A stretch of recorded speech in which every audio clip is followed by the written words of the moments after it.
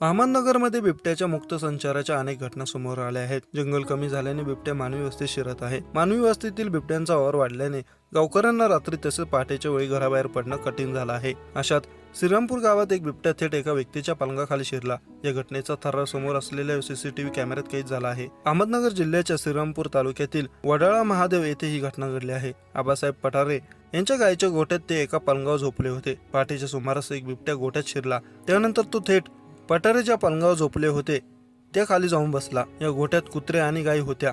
त्यांनी बिबट्याला पाहताच मोठ्याने ओरडण्यास सुरुवात केली। या सर्व आवाजाने बिबट्या घाबरला आणि त्याने थेट तेथून धूम ठोकली। या सर्व आवाजाने पठारे देखील जागे झाले। त्यांनी उठून पाहिले तेव्हा बिबट्या तिथून पळत जाताना दिसला। गोठ्यातील गायी आणि कुत्र्यामुळे आज पठारे यांचा जीव वाचला, अन्यथा बिबट्याने त्यांच्यावर हल्ला केला असता। सदर घटनेचे सीसीटीव्ही फुटेज आता गावात सर्वत्र व्हायरल होत आहे। पठारे कुटुंबीय आणि गावातील नागरिकांमध्ये भीतीचं वातावरण पसरलं आहे।